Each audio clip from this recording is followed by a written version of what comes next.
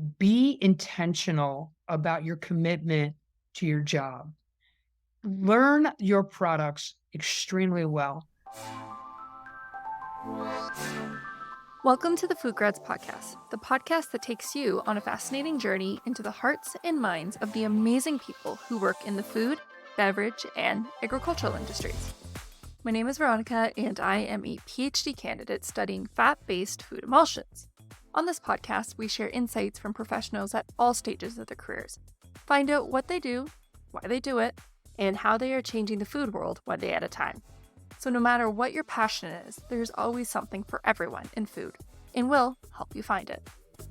Our guest today is Sheila Jones PMP, business consultant, coach, and owner of Whicked Results.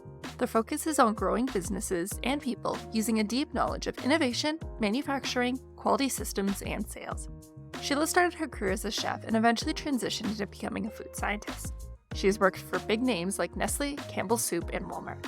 At Walmart, she developed strategies to grow their business, resolve global supply chain problems, reduce operational challenges, and drove billions in profits. This episode of the podcast is powered by Careers Now. Careers Now is Food and Beverage Ontario's multi-year workforce development initiative that is connecting students and job seekers with employers in Ontario's food and beverage processing industry for exciting career opportunities. Check out careersnow.ca for more information on exciting jobs, career information, industry mentors, and training opportunities for professional development. Thank you so much, Sheila, for taking time to come on the show. This has been a long time coming. I'm very excited for this episode. For those who don't know, I've been trying to get Sheila on the show for almost since the birth of this podcast, and there's just always been something going on between the two of us, but we're here now, and I'm hoping that maybe it was even a better thing because now I'm experienced and we can have an even better conversation. So thanks for coming on the show. Absolutely. And yes, you know what they say, time takes time. And now look at us, we're finally here. So I'm happy to be here tonight and chatting with you. So looking forward to it. Amazing. And I think, I'm going to let you take it away, and I'd love for you to introduce yourself and tell us what you do.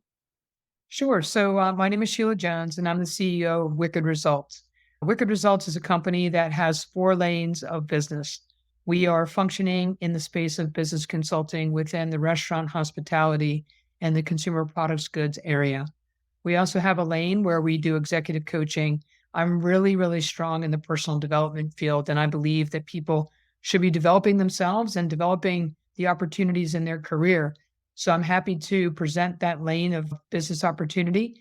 And I'm a TEDx speaker coach. So I help people who are looking to speak, communicate better, and or if they're actually looking for a space on a TEDx platform, I am experienced in helping them do that. Recently, I added another particular passion lane for us on Wicked Results.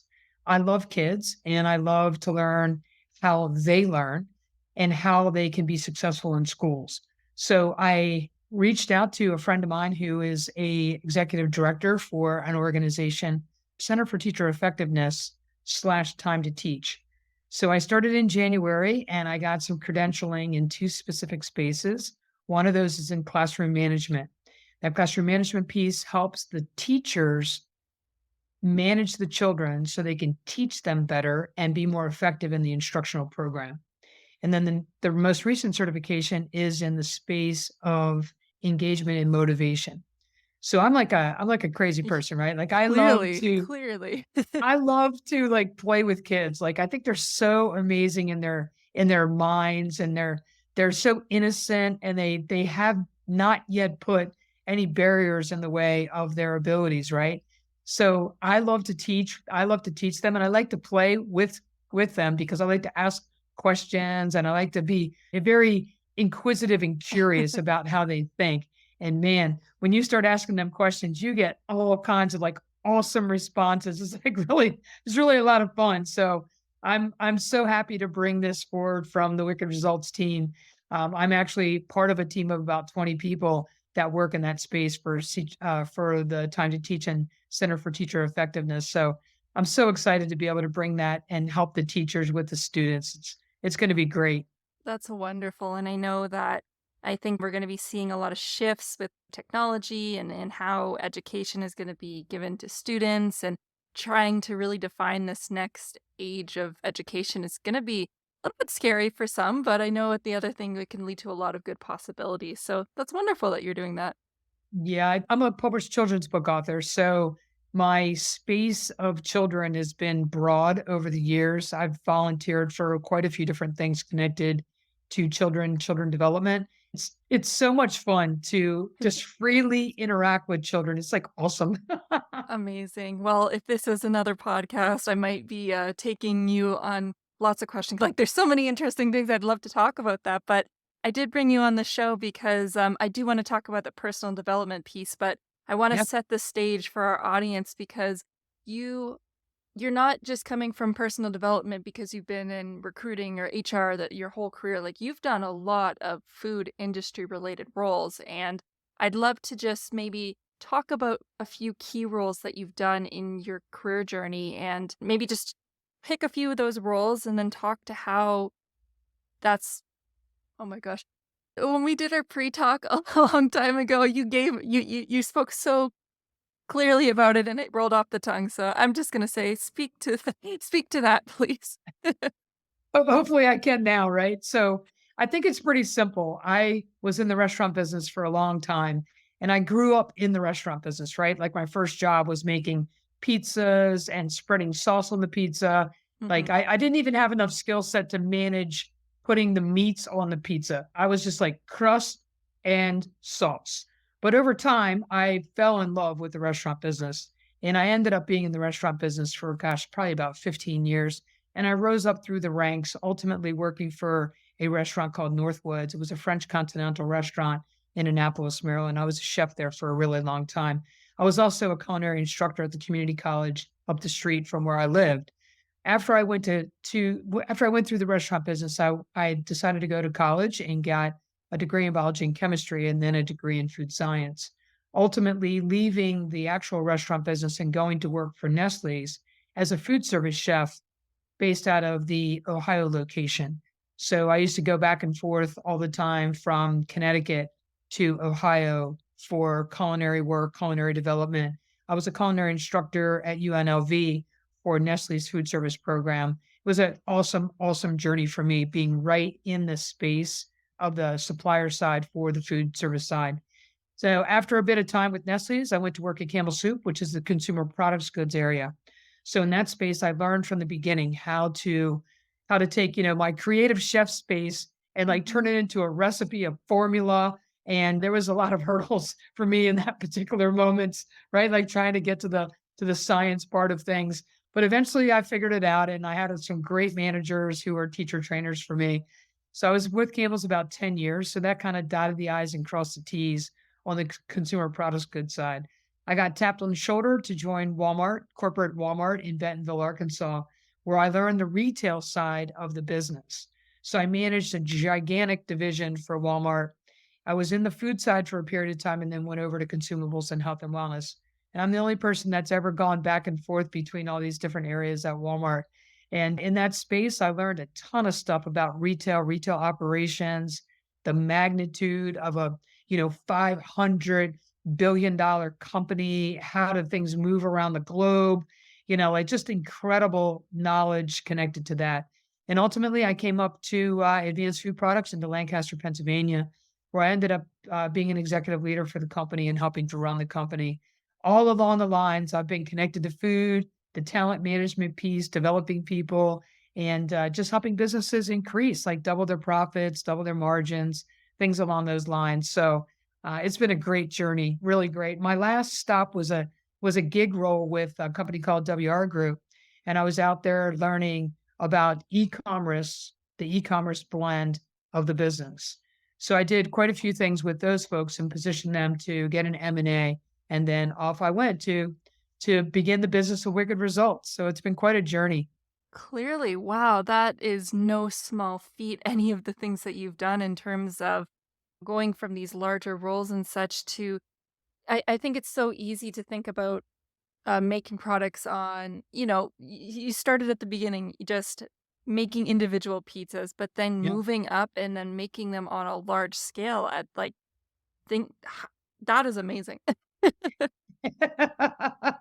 There's a funny moment in my career where I'm doing the math, right? Like one pizza, and then I'm at Campbell's Soup, and I'm like, man, how many cans come off of this filler a day? And they're like 1.1 million. And I'm like, oh my God.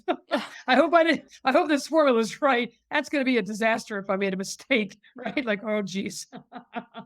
Well, let's actually talk about that with your career journey in terms of career progression. And I know that for many, it can be intimidating going to maybe push for a larger role. And when I say larger role, like leading larger amounts of people, because it's not, if it's someone who doesn't have experience doing that, it can be intimidating. You know, you don't want to mess up, for example, if if a product fails in terms of a production run or such. So, I guess where I wanted to go with this more so is talking about, let's start with the beginning in terms of making the decision to move to a higher role, like move into something of a more leadership position. Was that something that naturally came in terms of, okay, I want to go to this higher level position? Or was there maybe something that intrigued you about the job description more so? Like, what made you want to keep moving up these higher leadership roles? Yeah, it's very interesting because I would say that my journey through the restaurant business was the foundation, right? Like I spoke about the very beginning with the first pizza, the crust, the sauce, but actually through the course of the restaurant business, I was moving into higher and higher positions. And honestly, what I did was, I'm just a very curious person, so I always want to learn more. I want to experience more, and ultimately, what else can I contribute to a company, right? So I kind of picked this zigzag approach. What does that really mean? Like, it wasn't a straight line up. It was like, I got a little bit better skills. Then I went to a better organization to work. Then sometimes I would take a position back in order to get to a higher role. Let me explain to you what I mean by that. There was a period of time when I was the executive chef for a small seafood restaurant in West River, Maryland. And it was a great restaurant. We were really busy, but we sold a very limited menu. And so I was the executive chef there. And ultimately, I was like, I'd like to work for a hotel. And I didn't have enough skill set to be the executive chef at the hotel. So Mhm. what I did was I brought all of my skill set with me. I took a position as a PM line cook in the Sheraton in Washington, D.C. When I did that, that gave me a chance to learn all about the hotel business, all about the catering and the banquet facilities, the convention center operations, how the food service operation worked with room service, 24-hour food operation that was going all the time. Wow. So I always made this like zigzag move, right? Like get up to a certain level in an organization, but then seek an opportunity to work in a bigger, better place, right? Bigger business, better food, different things along those lines. Ultimately, I would have to take a step back, or sometimes I had to take a step back. When I took that step back, I then learned how the organization ran. And then when I learned how it ran, I decided to move up into the ranks. For example, I started at Sheraton as a line cook, a PM line cook, but then ultimately in the hotel business, I ended up becoming the executive sous chef for the Sheraton, and then ultimately a corporate chef for Marriott. So moving in this space of the zigzag is how I've really managed my career, and it's been awesome, right? Clear, It's been awesome. clearly, I mean, so I coming back, it seems though as though, like you said, curiosity was something that drove you, but getting into a little bit more tangible in terms of skill set. I maybe it's ill of me to say this, but I feel as though working as a chef, it's a little bit more identifiable about what skills you'd need to take in order to get to a higher position in terms of maybe know how to cater something, how to make a menu. Am I mistaken when I'm saying that? Oh yeah, you've got it right. And it's a bit Okay. of like I look at it like there's two or three sides of the coin, right? There's your technical skill set. That is, and let's just use the restaurant business Okay. as an example. Technical skill set, can you cook? Right? Like Yeah. let's just call it very simple, right? That's why I didn't go into the consumer products goods space yet. It's like, can you cook? When someone asks for a medium rare steak, is that steak medium rare? That's like the Mhm. technical skill set. And then there comes the people management part, right? So I was very lucky. I started with no direct reports, and then I had a couple of direct reports, and I learned to manage those direct reports. Then as I was doing that, I also learned the business operation piece. So the way that I look at it is it's like a three-legged stool. There's a technical aspect, there's the people process management piece, and then the business part of it, right? So Mhm. as I was moving through these different positions, I was seeking an opportunity, right? Like, oh, I'll be the PM line cook lead, and all these line cooks will work with me and we'll work together. I'll be their manager, but we'll all work together in this process. So in that point, I only had a couple of direct reports. Once I got that managed and got the skill set for it, the ability to talk, to teach, to train, to resolve problems, to create the collaborativeness that's required on the actual line. Mhm. Then I rose up to like the PM sous chef. Then everyone who was in that kitchen was reporting to me. So it was like a slow and steady increase of skill set, but also experience and knowledge, right? How to talk to people, how to work with people, how to motivate them, how to inspire them, how to resolve conflicts, whether it's conflicts with the front of the house or whether it's a conflict with the customer, right? Right. Now, sometimes when you have those customer conflicts, the last thing you want to do is walk out on the dining room floor and have a face to face with somebody about them not liking their food, right? It's like, oh my Right. God, they can take you down pretty quickly out there, or because food's emotional, right? You mess up Mhm. someone's dinner and they pretty much take it personally.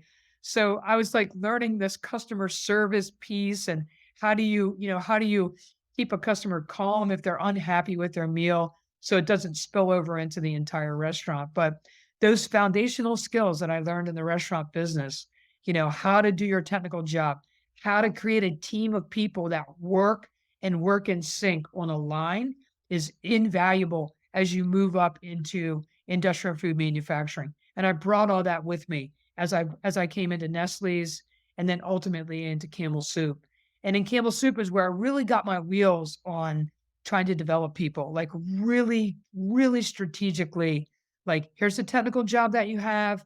For you to be a manager, you need to learn all this different stuff, how to write performance reviews, how to help people grow and develop. And then there's the business aspect of it again. Like, is your business division profitable? Are the products that you're making the consumer products goods space, do they have the right margin and profitability to them? And then ultimately learning all the just continuing to learn strong communication skills, management skills, people skills. They say that a lot, right? People skills. Mhm. But I think there's this other piece that's really important is be humble and and you are not a perfect person. You're not a perfect manager. So don't expect your team to be perfect. There's going to be times when things are a little bit rocky. Expect from them what you expect of yourself, right? Like give me a break today. I'm having a bad day, right?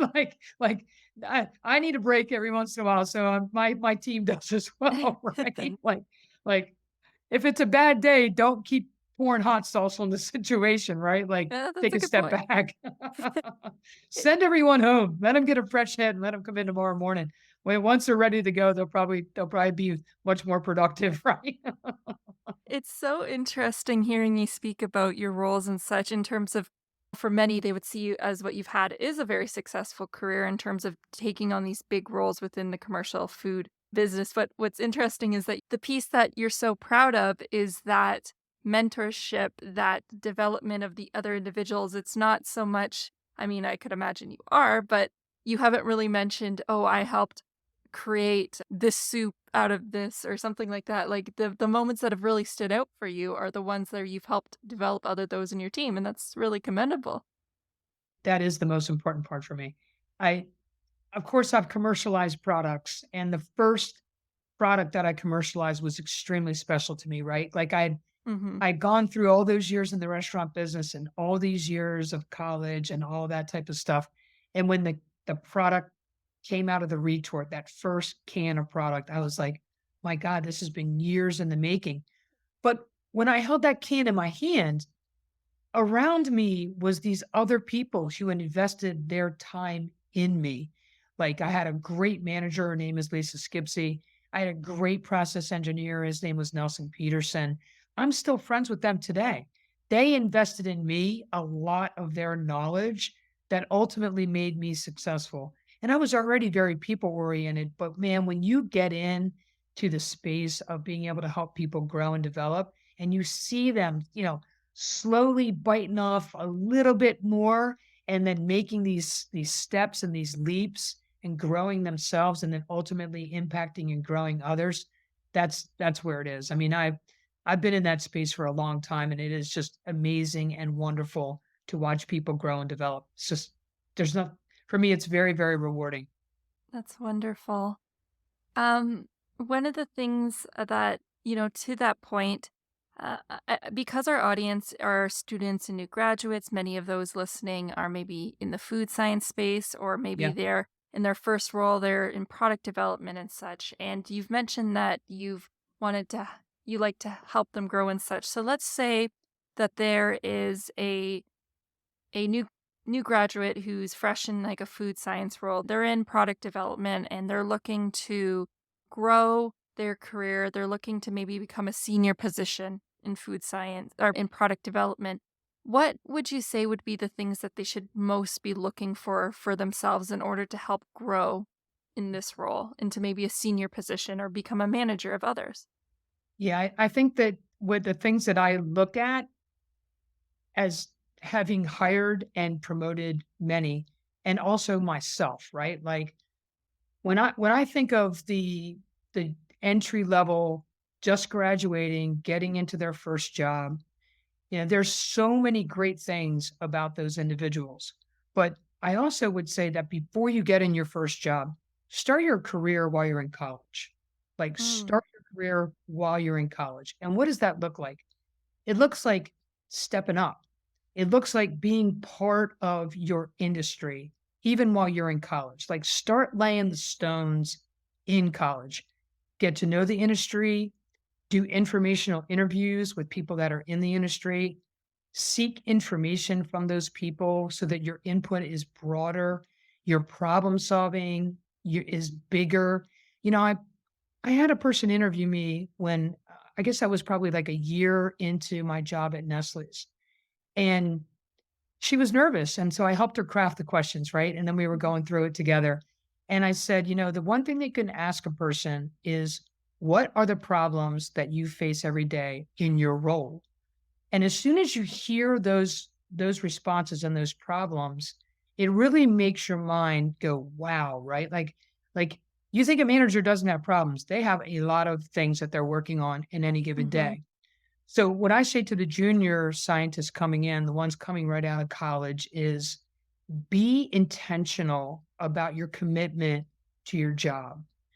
Learn your products extremely well. Learn the technology that's behind those products. Spend time in the grocery stores if that's where your product is going to land. Learn your competition. Watch what's coming into the market. Watch what's leaving the market. There's so much information on the internet that I didn't have that when I was first coming up. Mhm. I had to go to the grocery store and physically, look for all the new banners, look for all the products that were dust on the shelf. Dust on the shelf is they're not selling, right? Yep. Like go out there and be a participant in your industry. Be passionate and be curious. If you're a food person, you're graduating with a degree in food science, in particular, it's like be a foodie. Go to restaurants, eat food, explore it.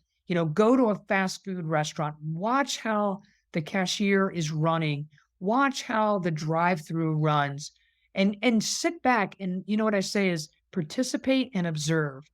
Participate in your industry, but observe your industry, right?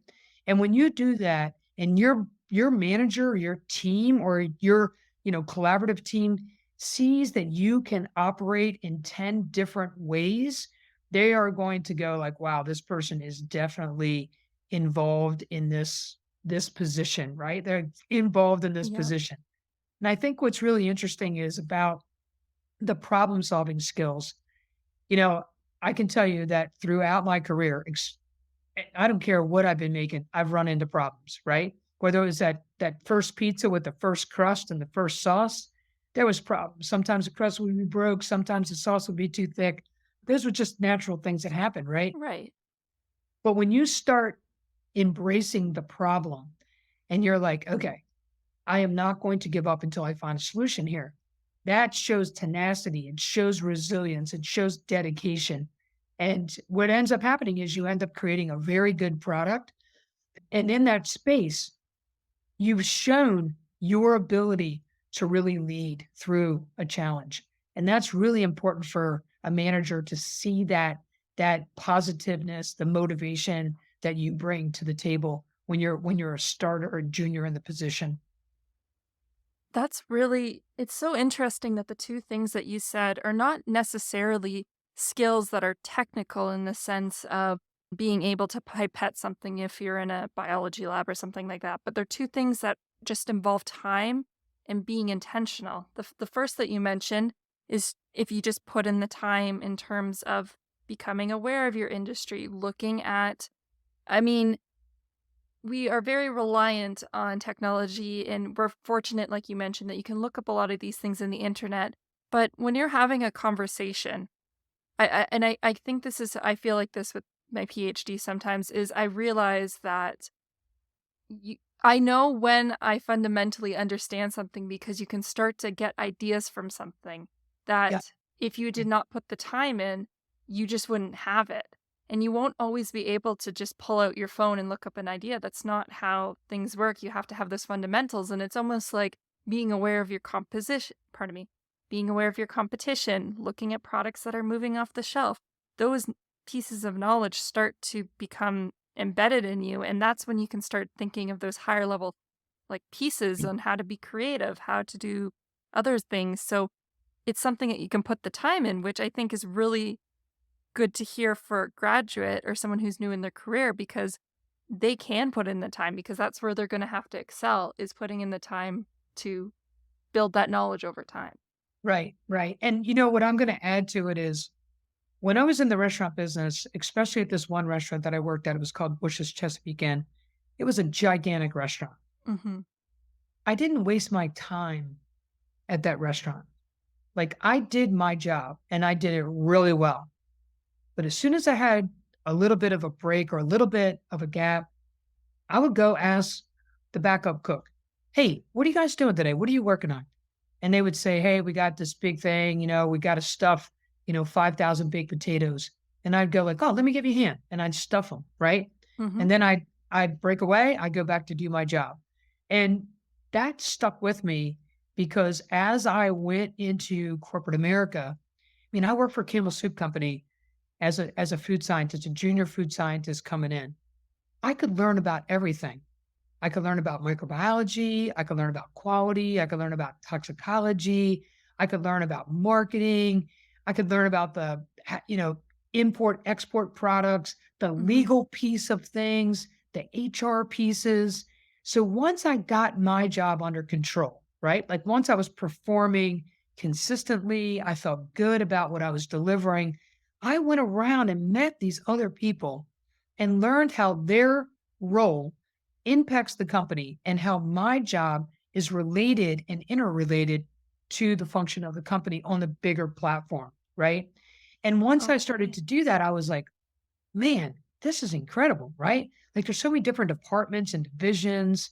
And I stepped out of Campbell Soup with a gigantic amount of knowledge of how a huge company runs and how my role in the company if it do I'm actually delivering products to the store, but there's all these other cross-functional team members, and they have a huge impact on the ability for the company to be successful, just the same as I do, right? So, I would say to people, when you're a junior, get your job straight, like, be able to perform really well in your job, and then as soon as you got that going, go around and meet a few people in the company, their departments, how it all works together, because it will be eye-opening to you to go like, "Man, I didn't realize that customer call center gets a complaint, the complaint can be resolved, or the complaint can be very fast forward to a lawsuit. Oh my gosh." the lawyers have to defend the company to a customer complaint.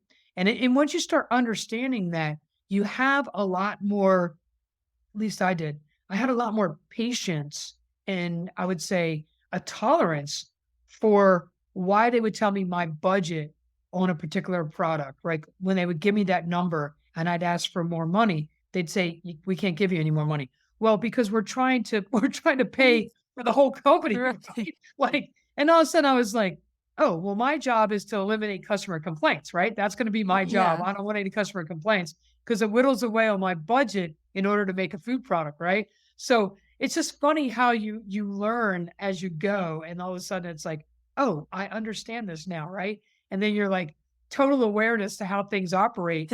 And the reason I'm saying that is because when you are a junior level, you want to go up a little bit, you need to understand budget, you need to understand legal, you need to understand all these other parts of how the company runs. You don't have to be the person who makes the decisions, but the awareness of how the other departments run and the interconnection to it is very important.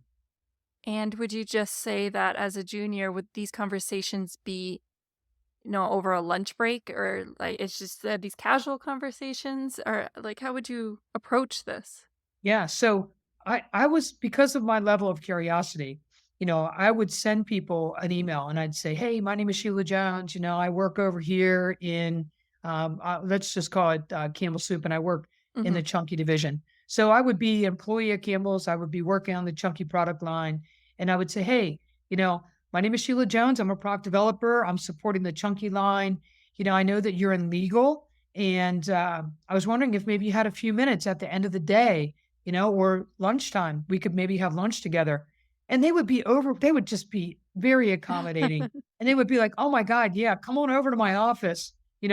Take a half an hour break. Come on over to my office. Let's talk about legal," right? And it's like, okay, like go down there and talk to them and learn all about their career journey and how they support and defend the company, or whatever they're doing. It's just really good to do that kind of stuff.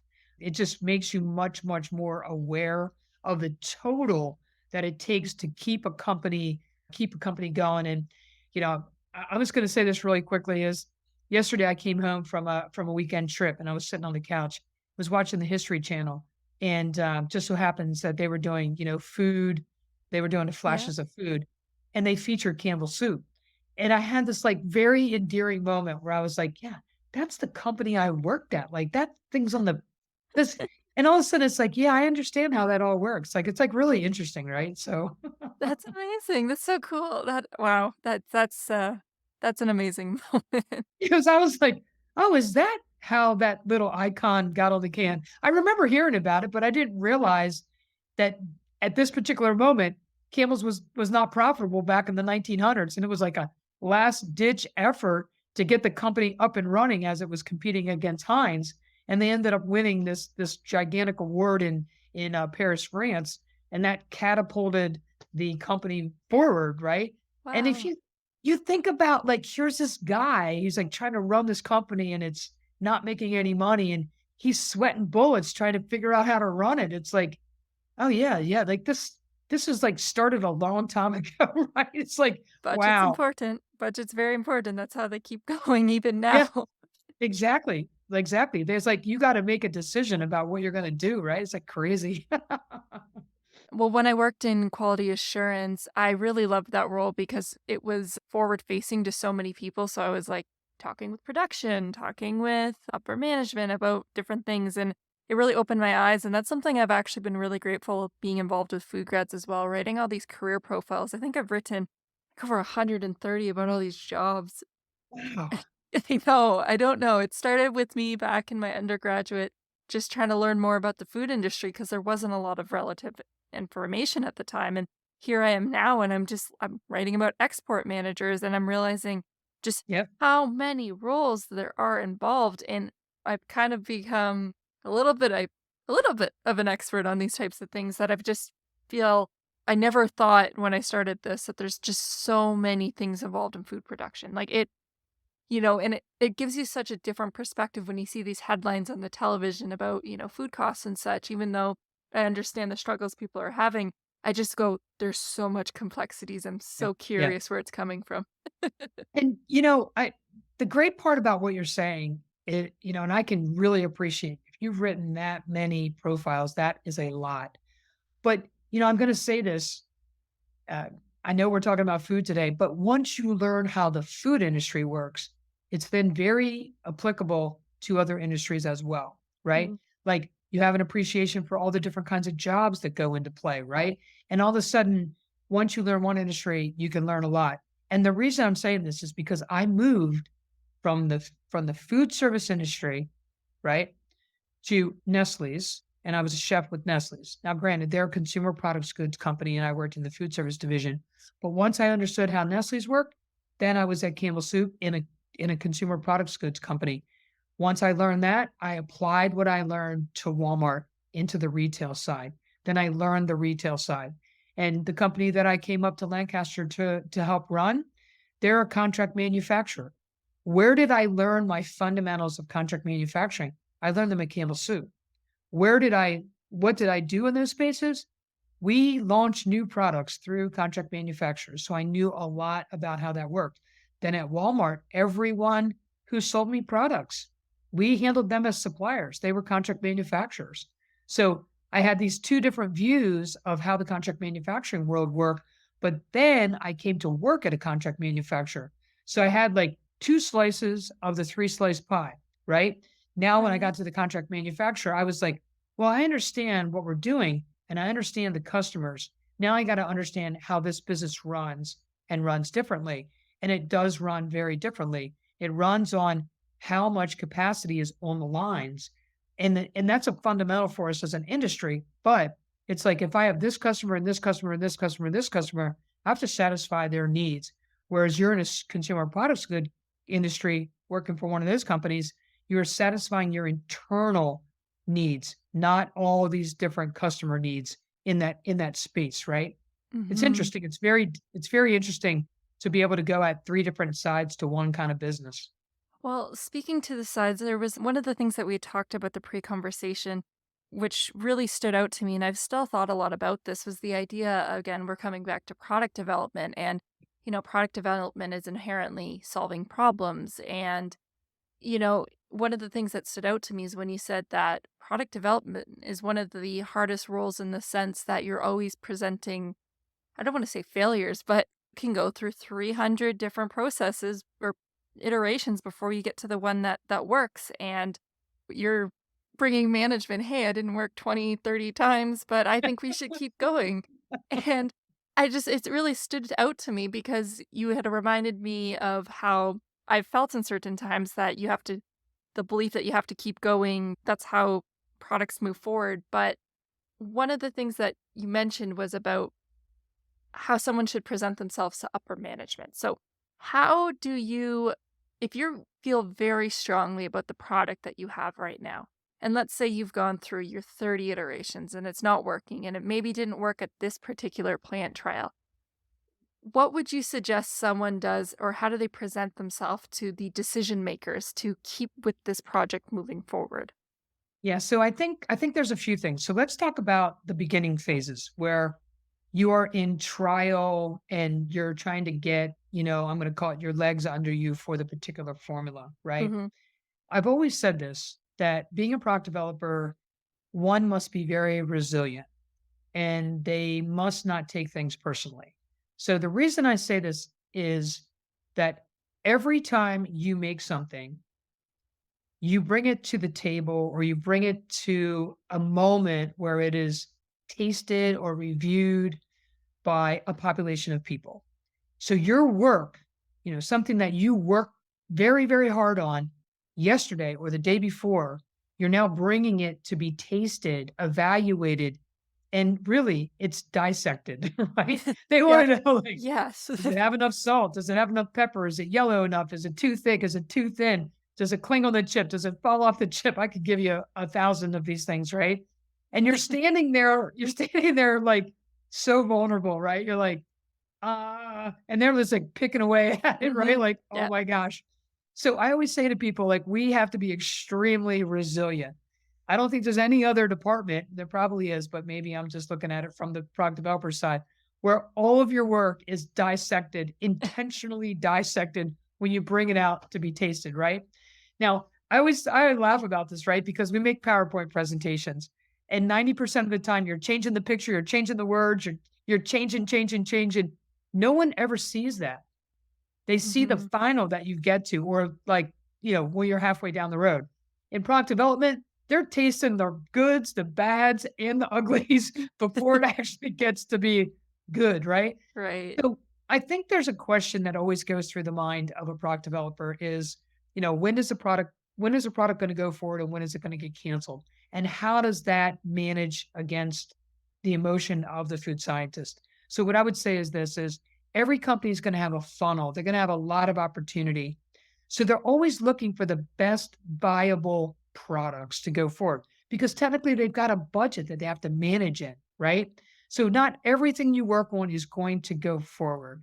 But if all of the cylinders are working correctly, the opportunity is right, interaction with the customer is correct, the product is designed right, the profitability is correct, the launch schedules are correct, then you've got a really good chance of getting that done.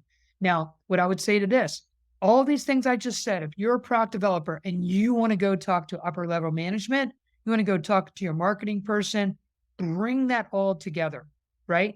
Tell them how you can get the product to market, right? They don't stand there and be nervous about it. Be in in a mode of problem solving. I can tell you there's been a lot of products that I have worked on where it was either my product or my friend's product or my coworker's product. Hmm. We were all coming together and on the table was, these products. Let's say that there was 5. Let's say they only had enough budget for 3, right? But your product was really far away from being done. And there was no way it was going to meet the timeline, right? No way. Just too many obstacles or challenges or things, or there was equipment that had to be bought, or things that were bigger obstacles than just formulation tweaking, right? So it would make sense that there has to be a decision on which ones can go, which ones will go, and why they will go. Now I'll tell you, as a product developer, I didn't even understand that piece. I didn't understand it until I actually started working in the retail side. The retail industry runs on a calendar, and they run on a calendar because they have to manage their labor in the stores. Like, let's look at Walmart, for example. Okay. They only will work on modular development work from January to October. So they won't go into November or December because the stores are busy for the holidays. So they have to take their labor and they have to move it over to the space where they have the most activity. This is what I was saying about knowing your industry, right?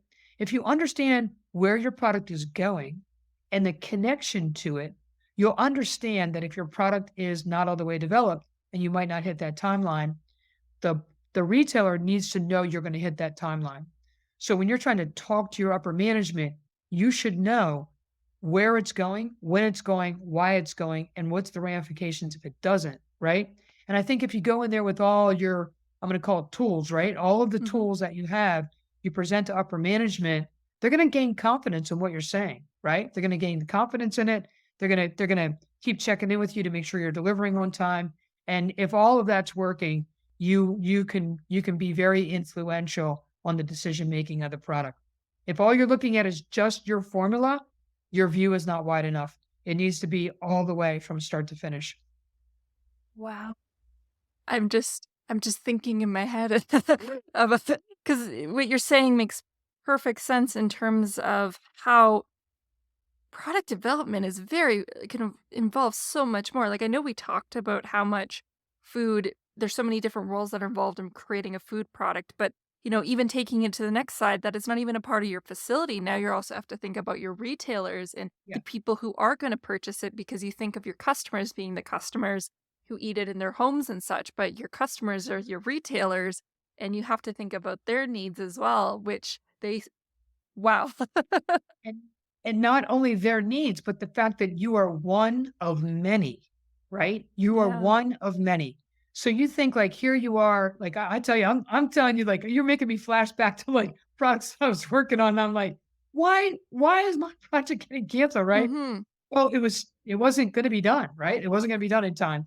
Or, oh man, the retailer had a better opportunity come in, or somebody was faster along than what you were, farther along than what you were. So the retailers, like, they need to know that your product is going to be in the warehouse when they ask you to bring that product into the warehouse. And if not, they don't want to risk their business. They don't want to risk their profitability. They don't want to risk making a customer mad where they have out of stocks. Like, that's not the thing that they want. So what I would say to a food scientist is when you walk a grocery store, look at the stocking, look at how many spaces are vacant, look at products that are out of stock. For the retailer, those are sales. And when they lose sales, they're not going to do business with you. They want to keep the product in store, in stock, and on the shelves. And if you what I would say if you mess up that confidence, it's a little bit difficult to get that back when you're working with a retailer. They wanna know it's coming. They wanna know it's good. They wanna know it's gonna sell. So it's not just you, it's down the line from you to the next person, to the next person, to the next person until the product's consumed. Wow. That really goes to show that, you shouldn't also limit yourself to the food industry in terms of the knowledge that you pick up the grocery store. I now you're challenging my views of things because I've always just thought about thinking about the food industry, but where the food sells is of crucial importance to Yeah. the success of a product. It's just as important if you don't have a place to sell it. And I know some businesses can obviously sell online through their own like e-commerce and such, but for food, a lot of people are going to be picking up their items at the grocery store and understanding how that works. I'm realizing that I might not know as much as I thought I did. I still have a lot to learn. I've been in the industry for a long time, and I still have a lot to learn. I guess in terms of learning about that side, it would be again having more conversations with those, maybe going to networking events, reading Yeah, trade publications, those types of things. yeah. And just think of yourself as a shopper, right? Like, when you go to the store and the product is there, how do you feel? Mhm. When you go to the store and the product's not there, how do you feel? But then what do you do? It's like, "Oh, I would like to have Chip Ahoys. Oh, there isn't any? I will go buy something else," right? So then it's a lost sale for your company if the product's not on the shelf, but it's a lost sale for the retailer in a different way, shape, or form, or the trade-off is there.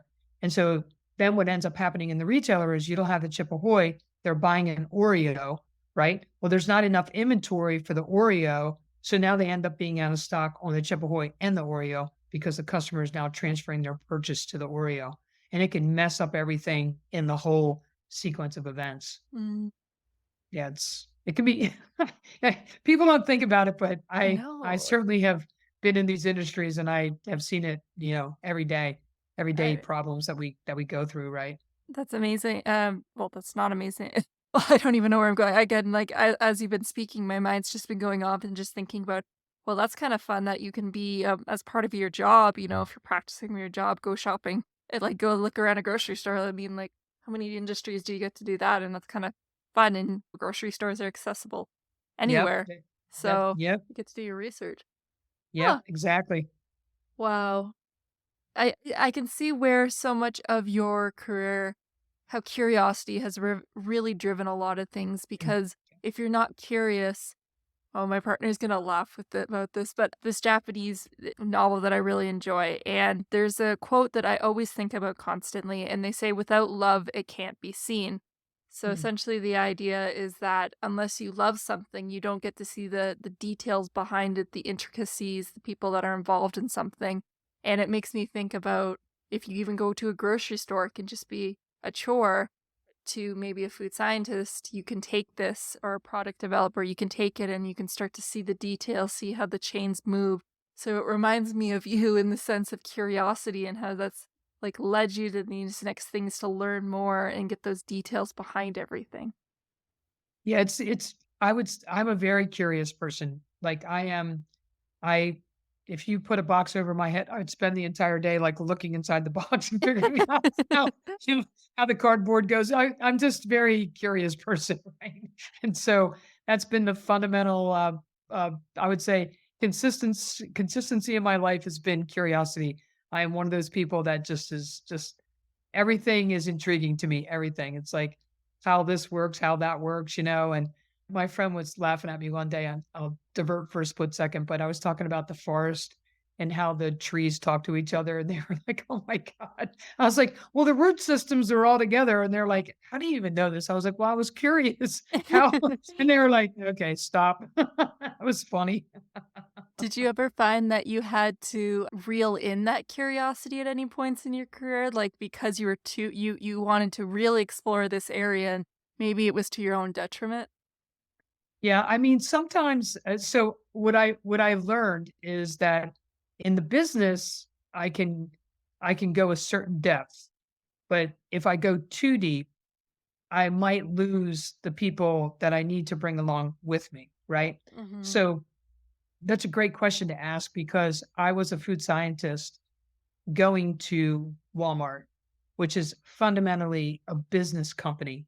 And I used to there was like this funny moment I would be like, "Let me tell you about my science." And they would be like, "We want to know about business." And I'm like, "No, no, no, let me tell you about my science," right? And they're like, "We don't care about your science. We care about the business." They actually cared about the science, but they were business majors Right. and I was a scientist, right? So I really had to change. I had to become aware that they were not as curious about this as I was. So I had to switch my communication around and develop a different way to communicate. And ultimately, I taught them about science. I taught it very differently than I would have if I was talking with you, but then I learned a lot about business by being open to saying, "Okay, I'm gonna share my science. I'm gonna learn from you the business." And as a result, it worked out extremely well. I used to give presentations with very creative approaches to things because I needed to overcome the fundamental science part. So for the merchant, I would talk one way. To the lab, I would talk another, and to my team, I would talk differently, and to the suppliers, I would talk differently because it's all about who understands what in the sequence. And ultimately, I learned from all of those people myself and was able to exchange information pretty effectively.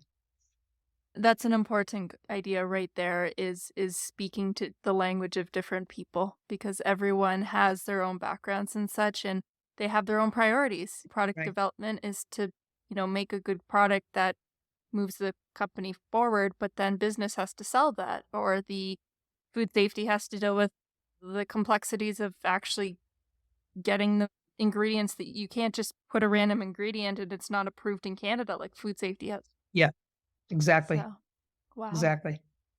Well, I know that I could probably keep talking to you for another few hours, and I gotta get you back on the show because honestly, I think this is a great episode for a two-parter, but we are at the end of our time, Yeah. so although we did have a lot of good pieces of advice, I'm gonna ask 2 more questions before I let you go.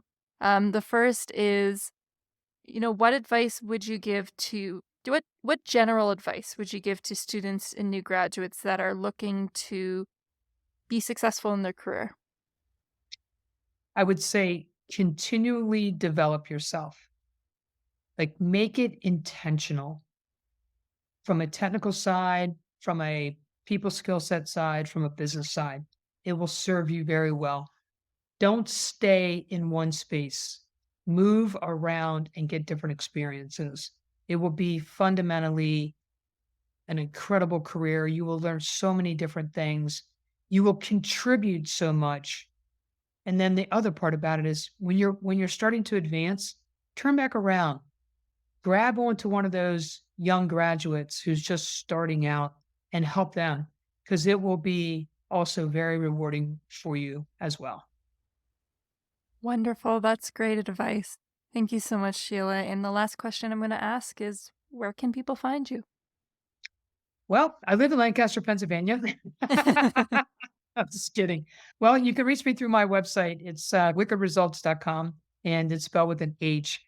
I'm actually in the process of updating the website. So I'm working on that with my web designer. So this is a new skill set I'm learning as a business owner.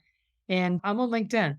I spend a lot of time on LinkedIn and I'm readily available. I respond to every single person who reaches out to me on LinkedIn. Sometimes they're they're college students that are just trying to figure it out a little bit. So I'll reach out, I'll interact with them, I'll help them, I'll guide them, whatever they need. But either through my website or through LinkedIn is probably the easiest way to get a hold of me. Wonderful. I'll make sure to share that in the show notes. And once again, thank you so much, Sheila. I'm so happy we finally got to have this No, me too. conversation. Me too. It's been great. And you've definitely opened my eyes, and I hope that, this is a different perspective for students going into food product development because, a lot of times I bring guests on and I'm happy to explain like what they do. This is their daily things, but I think that hearing more that personal development side was really good. So thanks for coming on the show. Absolutely. Thank you. Thank you everyone so much for listening to episode 72 of the Food Grads podcast. All the notes to this podcast can be found by clicking on the Food Grads website and clicking on the Student and Grads tab. If you are listening to this podcast on Spotify, now you can directly interact with us. Spotify has just introduced a feature where you can respond to question and answers about each podcast episode. I have included it in all of our podcast episodes, so drop a hi if you're listening. If you are on another podcast service, then I am sorry they don't have this feature, but that doesn't mean that you can't reach us. Reach out to us on any of our social media platforms. I swear I'll get the message somehow. And hopefully Apple rolls out this feature out in the future.